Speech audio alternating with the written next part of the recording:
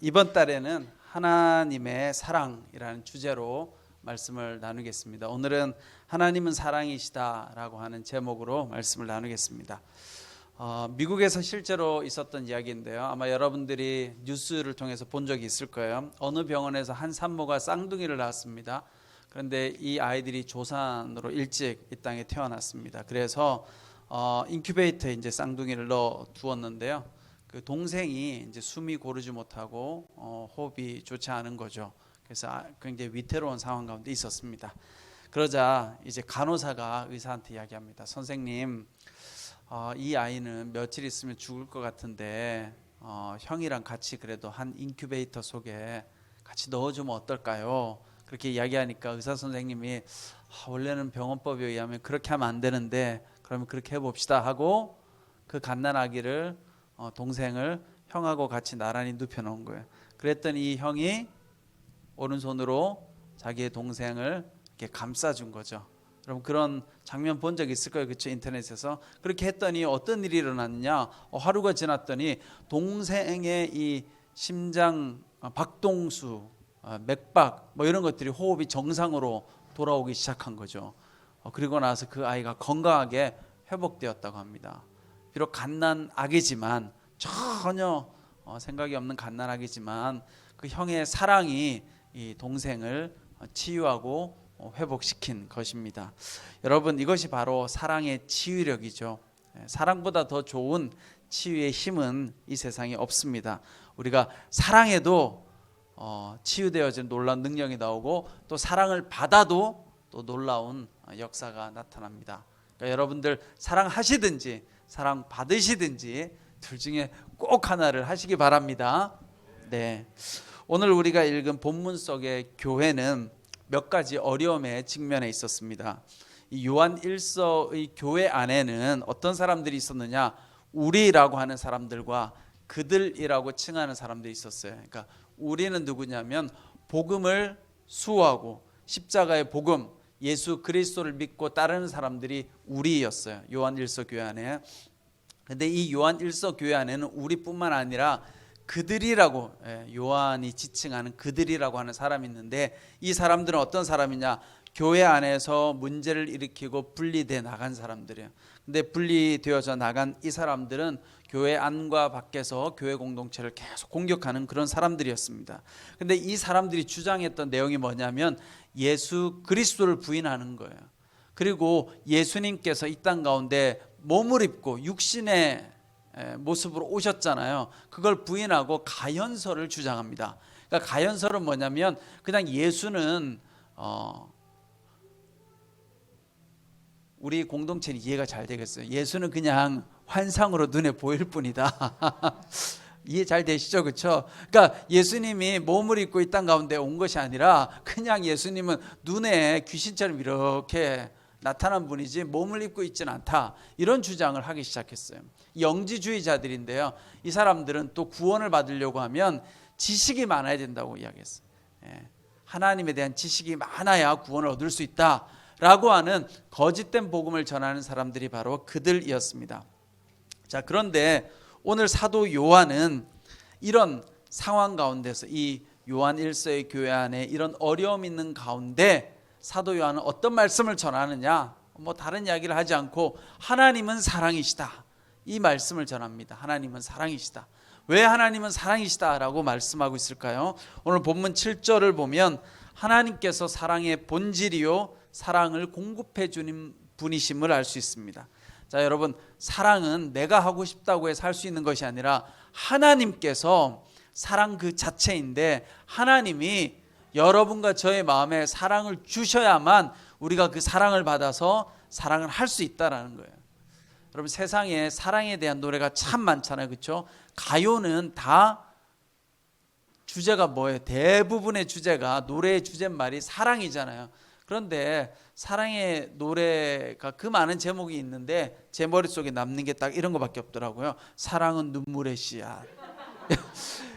여러분들도 그렇지 않으세요? 사랑에 대한 그렇게 노래가 많은데 뭐 기억나는 거 있으세요? 별로 없잖아요. 사랑은 눈물의 씨앗. 또 이런 가사도 또 딱 떠오르더라고요. 너무 아픈 사랑은 사랑이 아니야.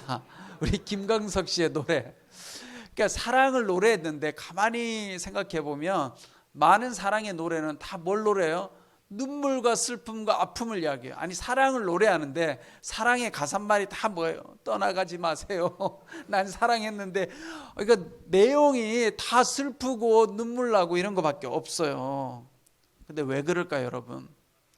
인간의 사랑은 불가능하기 때문에. 여러분, 우리가 사랑하는 건 힘들고 어려운 거예요. 그러니까 사랑하면 다 뭐예요? 눈물만 남고 슬픔만 남고, 예? 사랑이 다 어긋나잖아요. 떠나가고 내가 원하는 사랑은 오지 않고, 사랑이 그만큼 힘들어요. 왜요? 인간의 사랑을 하니까, 내 힘으로 사랑을 하니까, 혹은 내 욕심으로 사랑을 하고 내 욕구를 채우고자 사랑을 하니까 세상의 사랑에는 뭐가 남아요? 눈물하고 슬픔하고 아픔밖에 남지 않는 거죠. 그래서 우리에게는 어떤 사랑이 필요해요? 하나님께서 주시는 사랑이 필요한 거예요. 하나님의 사랑으로 사랑하지 않으면 사랑이 참 힘듭니다. 그래서 오늘 요한 사도는 하나님께서 주시는 사랑이야말로 교회 공동체를 치유하고 세상을 변화시킬 수 있다라고 이야기합니다. 자, 그렇다면 우리는 어떻게 하나님의 사랑을 알 수 있을까요? 어떻게 하면 그 하나님의 사랑을 받아서 하나님의 사랑을 누리고 하나님의 사랑을 전하고 나눌 수 있을까요? 첫 번째는 독생자 예수 그리스도와 십자가를 통해서 하나님의 사랑을 알 수 있습니다. 우리 하나님께서 하나님의 사랑을 우리에게 어떻게 보여주셨어요? 예수님을 통해서. 그런데 그 예수님께서 십자가를 지심으로 얼마나 우리를 사랑하는지를 하나님께서 보여주셨던 거예요. 여러분, 그냥 하나님의 사랑하면 감이 안 오잖아요. 그런데 하나님이 사랑하는 아들을 보내주셨구나. 여러분, 세상에서 가장 큰 사랑이 뭘까 제가 생각해 보니까 부모가 자녀를 사랑하는 마음이에요. 이거보다 더 큰 사랑이 있을 수 있을까? 그래서 우리 한마음에도 보면 우리 부모님들이 자녀분들하고 같이 오잖아요. 어떻게든 우리 자녀의 병을 고쳐야지.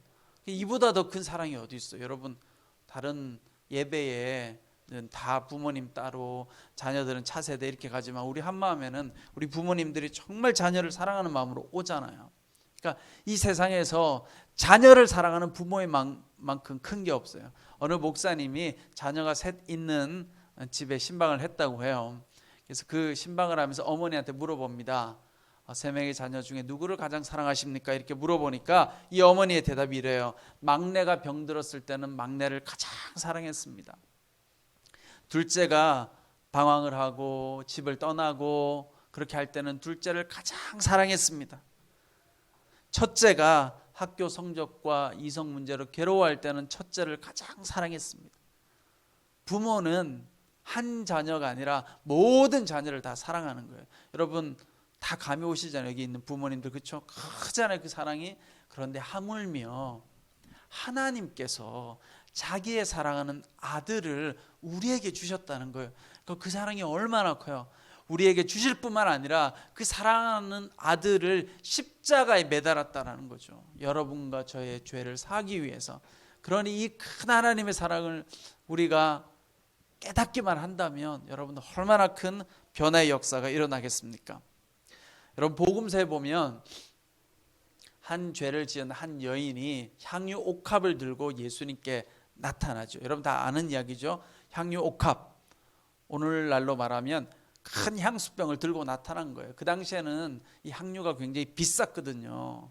그러니까 이 향유 옥합을 들고 와서 예수님의 발 아래 엎드려서 이 향유를 깨뜨려 가지고 예수님 발에 붓고 또 자신의 머리털로 자신의 눈물로 예수님의 발을 씻겨줍니다. 그러자 예수님께서 이 여인에게 뭐라고 이야기하냐면 이 여인의 죄가 다 사함받았다 라고 이야기하세요. 그런데 한마디를 딱 더 붙여요. 뭐라고 이야기하냐면 그 여인의 죄가 사함받았는데 그 이유는 그녀가 많은 사람들을 사랑했기 때문이다. 여러분 나중에 찾아보세요. 그런 구절이 있더라고요. 그냥 향유옥합을 깨뜨려서 예수님의 발을 씻겨줘서 죄 용서를 한 것이 아니라 예수님께서 그렇게 말하고 너의 죄가 다 사해졌다 그러고, 그런데 이 사람은 많은 사람을 사랑했다 이렇게 나옵니다. 여러분 우리가 사랑하면 죄 용서함을 받을 수 있는 거예요. 하나님을 사랑하면 하나님의 사랑으로 우리가 많이 사랑하면 사랑할수록 우리가 죄 용서함을 많이 받을 수 있다는 거예요. 그만큼 사랑의 힘은 위대하고 크다라는 것입니다. 자, 오늘 두 번째로는 우리가 어떻게 하나님의 사랑을 알 수 있는가? 서로 사랑하는 모습을 통해서 하나님을 알 수 있고 볼 수 있다는 거. 오늘 말씀에 보면 8절에 보면 사랑하지 않는 사람은 하나님을 알지 못합니다. 하나님은 사랑이시기 때문입니다. 자, 12절 지금까지 아무도 하나님을 본 사람이 없습니다. 그러나 우리가 서로 사랑하면 하나님께서 우리 안에 계시고 하나님의 사랑이 우리 안에서 온전히 완성됩니다. 여러분, 하나님을 본 사람은 이 세상에 없어요. 그렇죠? 우리는 예수님을 보면서 하나님을 알 수 있지만 하나님을 직접 본 사람은 없어요. 그런데 사도 요한이 뭐라고 이야기해요? 하나님을 본 사람은 없지만 하나님을 볼 수 있는 방법은 서로 사랑하면 거기에는 하나님이 임하신다라는 거예요. 여러분들이 서로 사랑하면 거기 하나님께서 임재하신다. 오늘 이 예배 가운데 나와서 여러분들이 예배 드리고 나서 서로 사랑하면, 순모임을 할 때 서로 사랑하면 그 모임 가운데는 하나님께서 임하신다 라는 것입니다. 그런데 요한이 이렇게 계속 사랑에 대한 이야기를 하는 이유가 있어요. 여러분, 아까 제가 말했던 것처럼 사도 요한이 다녔던 그 교회 안에 누가 있었어요? 영지주의자들이 있었죠. 이 사람들이 주장했던 건 뭐냐면 예수는 육신으로 온 적이 없다는 거예요. 그냥 환상에 불과하다는 거예요. 그런데 여러분, 하나님 어떤 분이세요? 이 땅 가운데 육체로 예수님을 보내주셨잖아요. 실질적으로 하나님의 사랑을 우리에게 보여주셨잖아요. 그러니 그 거짓 이단 사상을 가지고 있는 사람들을 향하여 사도 요한은 그 예수는 그냥 우리가 눈으로 본 환상이 아니라 실제 우리 가운데 오셔서 사랑을 보여주신 분이라고 지금 이야기하고 있는 것입니다. 여러분, 여기서 중요한 건 뭐예요? 사랑은 도움을 받기 원하는 사람 입장에서 사랑을 줘야 되는 거죠. 그렇죠? 우리가 사랑을 많이 주는데 아까 가요에 사랑은 눈물의 씨앗, 너무 아픈 사랑은 사랑이 아니야. 왜 그래요? 내가 하고 싶은 사랑을 하니까 문제가 되는 거예요. 상대방이 원하는 사랑을 주지 않으니까 아픈 사랑이 되는 거예요. 나는 받기 싫은데 자꾸 사랑한다고 쫓아와요. 그럼 어떻게 돼요? 스토킹이 되는 거잖아요. 나는 원하지 않는데. 그러니까 사랑은 어떤 거예요? 사랑은 상대방이 원하는 것을 주는 것이 사랑인 거예요. 여러분, 우리가 이렇게 한 마음으로 모여가지고 이 안에서 서로 사랑하고 섬기려고 하면 어떻게 해야 돼요? 내가 원하는 사랑을 달라고 주장할 것이 아니라 나는 이게 원해요, 이게 필요해, 왜 이런 걸 안 해주세요 라고 말할 것이 아니라 우리 안에 있는 다른 분들이 뭘 원하는지를 내가 채워주는 것이, 그것이 사랑이라는 거예요. 근데 우리는 많은 경우 나 이렇게 열심히 했는데, 근데 열심히 하는 게 중요한 게 아니죠. 다른 사람들이 원하는 걸 주는 게 열심히 하는 거잖아요. 그렇죠? 그래서 사도 바울이 여러분 뭐라고 이야기하느냐, 말세의 특징이 있는데 사도 바울은 말세의 사람들이 세 가지를 사랑한다고 이야기해요. 이 세 가지 때문에 교회가 항상 어려워요. 첫 번째, 자기를 사랑한대요. 말세의 사람들의 특징은 자기 사랑함이 커진다. 두 번째는 돈을 사랑한다는 거예요. 뭐 이거는 공감이 돼요. 그렇죠? 우리 다 돈 사랑하잖아요. 그렇죠? 세 번째는 쾌락을 사랑한대요. 이것도 다 이해가 돼요. 다 쾌락을. 세 가지가 오늘 이 시대의 특징이기도 해요. 야, 사도 바울이 지금부터 벌써 2000년 전에 사도 바울이 했던 이야기가 오늘 우리에게 주는 이야기하고 똑같아. 여러분, 오늘 우리가 다 어때요? 나만 사랑하잖아요. 나만 봐줘, 나만 바라봐줘, 다 이야기 하잖아요. 이걸 현대적 용어로 자기애성의 시대라 그러잖아요. 나르시즘이라 그러잖아요. 다 나만 사랑받기 원해. 그 다음에 다 돈을 사랑해요. 그 다음에 다 쾌락을 사랑해요. 이것들이 과해지면 교회 공동체는 항상 어려워지는 거예요. 교회에 나오는 목적이 인정받고 싶어서, 내가 사랑받고 싶어서, 교회를 통해서 내가 뭘 좀 잘해볼까, 이런 마음을 가지고 우리가 공동체로 모이면 그 공동체는 위기가 닥치게 되는 거예요. 오늘 사도 요한이 있었던 교회도 바로 그런 사람들 때문에 어려움을 겪고 있었던 것이죠. 자, 그런 점에서 여러분, 여기서 중요한 건 뭐예요? 우리가 서로 사랑해야 되는 거예요. 나만 사랑할 것이 아니라 여러분 옆에 있는 사람들을 서로 사랑하면 거기에 하나님께서 거하시고 우리는 그 하나님을 볼 수 있게 되는 거예요. 알 수 있게 되는 거예요. 그래서 여러분, 사랑에 어떻게 하면 사랑할 수 있어요? 쉬워요. 좋은 말만 하세요. 좋아한다고만 말하세요. 사랑한다고만 이야기해주고 칭찬만 하세요. 굳이 이렇게 만났는데 아유 요즘 얼굴이 살이 좀 찐 것 같아 이렇게 말할 필요가 없는 거예요. 그런 분들이 있어요. 습관적으로. 예. 아 요즘 얼굴이 안 좋아진 것 같아. 이것도 별로 안 좋은 것 같아요. 아 그럼 내가 요새 별로 안 좋아 보인다는 거네. 실제로 뭐 물론 건강이 안 좋을 수는 있지만 이거 습관이에요. 훈련이고 여러분 이왕이면 좋은 말만 하자. 내가 누군가를 만나서 말을 하면 좋은 이야기만 하자. 웬만하면 비판하고 판단하고 따지고 이런 이야기는 하지를 말자는 거예요. 제가 경험해 보니까 아무리 맞는 말이어도 비판하는 말은 싫어요. 그냥 제가 이해가 되더라고요. 싫어. 여러분 비판 열심히 하면 좋아할 것 같죠? 절대 안 좋아요. 내가 하나님의 이름으로 정의의 이름으로 내가 예수 믿는 사람으로 바른 말 해야지. 바른 말 해보세요. 다 싫어요. 여러분 다 싫어요. 그냥 말을 하지 마세요. 이게 화가 나고 좀 뭐가 아닌 것 같으면 그냥 그럴 때는 말을 하지 말고 내가 주님 그래도 내가 정의를 외쳐야 되는데 바른 말 하지 마세요. 그냥 입을 닫고 있는 게 나아요. 사랑의 말을 아닌 것 같아도 사랑의 말을 하면 상대방이 기분이 좋아요. 그러면 기분 좋은 상대방이 또 나한테 좋은 이야기를 해줘요. 그럼 나도 또 기분이 좋아져요. 그럼 어떻게 돼요? 우리 둘 다 기분이 좋아져요. 우리 두 사람이 기분 좋으면 옆에 있는 사람도 기분 좋아지고 그러다 보면 다 기분 좋아지면 여기 어떤 일이 일어나요? 하나님이 임하신다고 하잖아요. 여러분 그게 사랑이에요. 하나님을 자꾸 보려고 하지 마세요. 오늘 사도 요한이 이야기하잖아요. 하나님을 본 사람은 아무도 없다고. 근데 하나님 여러분들 정말 보고 싶으면 자꾸 사랑을 하세요. 칭찬하고 인정하는 말을 하면 거기에 하나님께서 임하십니다. 자, 세 번째는 하나님을 알 수 있는 방법은 성령님을 통해서 알 수 있다. 오늘 13절 말씀 하나님께서 우리에게 성령을 주셨습니다. 이것으로 우리는 우리가 하나님 안에 하나님께서 우리 안에 계시는 것을 압니다. 그럼 성령을 통해서 안다는 것이 무엇일까요? 여러분들이 은혜 받으면 성령께서 임재하신 거예요. 성령 하나님께서 여러분들 가운데 임하시면 여러분 마음 가운데 어떤 일이 일어나느냐? 감동이 와요. 하나님이 믿어져요. 그게 바로 성령의 증거예요. 여러분 성령의 증거가 꼭 방언하고 무슨 은사를 받고 이것이 성령의 증거가 아니라 여러분들이 예배를 드리고 나서 마음에 감동이 오고 기쁨이 오고 은혜가 넘쳐요. 그게 뭐예요? 성령이 오신 사인인 거예요. 근데 성령이 오면 우리 가운데 어떤 마음을 주셔요? 하나님이 거하기 때문에 내 마음 가운데 믿음의 확신이 생기는 거예요. 그래서 우리가 성령을 구해야 돼요. 그런데 내가 성령 받았다고 하는데 옆 사람을 보면 자꾸 미움이 생기고 이러면 그건 성령 받은 게 아니죠. 그렇죠? 성령님께서 여러분들한테 임하시면 하나님을 여러분들이 경험하고 느낄 수 있게 됩니다. 자, 여러분 많은 사람들이 이런 질문을 합니다. 구원 받았습니까? 이렇게 구원파들이 보통 이야기를 많이 해요.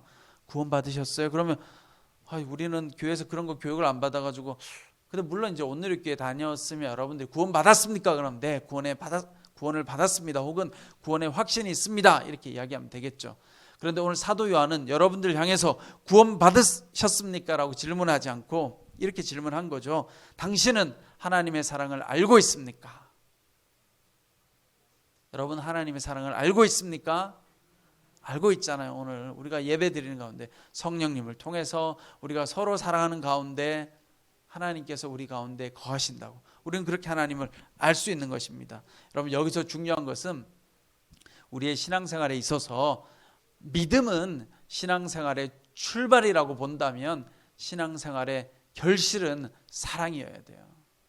물론 꼭 그렇게 분리할 수는 없지만 우리가 믿음으로 신앙생활을 시작했다면 반드시 뭐가 나타나야 돼요? 사랑으로 나타나야 되는 거예요. 근데 우리가 믿음만 강조하다 보면 무슨 일이 생겨요? 저 사람 믿음이 별로 안 좋네. 저 사람 별로 믿음직스럽지 못하네. 이렇게 자꾸 판단하게 되는 거예요. 그러나 그 믿음으로 출발해서 하나님의 사랑을 경험하고 하나님의 사랑을 내가 만나게 되면 어떻게 돼요? 그 다음에는 사랑을 나누게 되고 그래서 사랑의 결실을 맺게 되어지겠죠. 여러분 이 세상 가운데 유일한 치유의 힘은 사랑이에요. 사랑. 사랑 말고는 없어요, 여러분. 우리가 한 마음에 모여가지고 여기서 예배드리고 하정원에 가서 밥도 먹고 여러분들이 치유활동도 열심히 하지만 거기에 뭐가 없으면 의미가 없나요? 사랑이 없으면 아무 의미가 없는 거예요. 아무리 우리가 많은 활동을 하고 아무리 많은 일을 해도, 여러분 제주도를 다녀와도 사랑이 없으면 아무 일도 안 일어나는 거예요, 여러분. 그러니 우리는 무엇을 위해 기도해야 될까요? 사랑을 달라고 기도해야죠. 그러니까 올 연말뿐만 아니라 이제 내년도 2023년도에는 여러분들이 이렇게 기도하세요. 하나님, 저에게 사랑을 부어주십시오. 하나님의 사랑을 날마다 차고 넘치게 경험하게 해주십시오. 그리고 하나님의 사랑으로 나도 사랑을 나눌 수 있게 해주십시오. 여러분, 그러다 보면요, 치유의 역사가 일어날 거예요. 내가 사랑을 많이 받고 또 사랑을 많이 주다 보면 치유의 역사가 일어나요. 기도하세요. 하나님, 나도 사랑을 많이 받고 싶습니다. 그럼 하나님께서 사랑을 부어주실 뿐만 아니라 여러분들을 사랑할 수 있는 사람 붙여주실 거예요. 여러분, 사랑은 이유가 없는 거예요. 하나님 우리를 사랑한 건 이유가 없어요. 제가 인생을 살면서 깨달은 건, 저를 사랑해주고 격려해준 분들이요, 뭐 이유가 있어서가 아니에요. 가만히 보면 그냥 사랑해 주는 거예요. 저도 누군가를 사랑한 걸 보면 이유가 있어서가 아니에요. 그냥 그 사람이 사랑스러워서 사랑한 거죠. 그게 뭐냐? 하나님의 은혜인 거예요. 은혜. 이 사람이 돈이 많아서 사랑스러워, 이 사람이 예뻐서 사랑스러워, 이거는 은혜가 아닌 거예요. 그래서 세상적인 사랑인 거예요. 그런 사랑은 시간이 지나면 끝나요. 힘들어요. 그런데 하나님 우리에게 은혜를 주면 그냥 사랑스러운 거죠. 사랑할 수 있게 되고 또 이유 없이 내가 사랑받는 거예요, 여러분. 그러니 여러분, 내가 받으려고 노력하지 말고 하나님 앞에 구하고 기도하면 하나님께서 그런 풍성한 사랑을 여러분들에게 주실 줄 믿습니다. 기도하겠습니다. 사랑과 은혜가 많으신 아버지 하나님, 그렇습니다. 하나님은 사랑이십니다. 사랑이신 그 하나님을 우리가 알기 원합니다. 하나님, 우리 가운데 날마다 임하여 주시옵소서. 예수 그리스도의 십자가를 통하여 하나님의 사랑을 우리가 깨닫게 하여 주시옵소서. 하나님, 사랑 가운데 우리가 서로 사랑하며 나눌 수 있는 아름다운 공동체 되게 하여 주시옵소서. 날마다 성령님의 음성 가운데 민감하여 하나님을 경험하는 우리 한마음 공동체 다 될 수 있도록 주님 역사하여 주시옵소서. 지금은 우리 주 예수 그리스도의 은혜와 하나님 아버지의 그 크신 사랑과 성령님의 감동 감화 위로 교통하심의 역사가 날마다 사랑함으로 하나님을 바라보고자 하는 우리 모든 한마음 공동체 성도님들 한 분 한 분 머리 위에, 그 가정과 자녀들과 모든 삶의 터전 위에 지금부터 영원토록 함께 하시기를 간절히 축원하옵나이다. 아멘.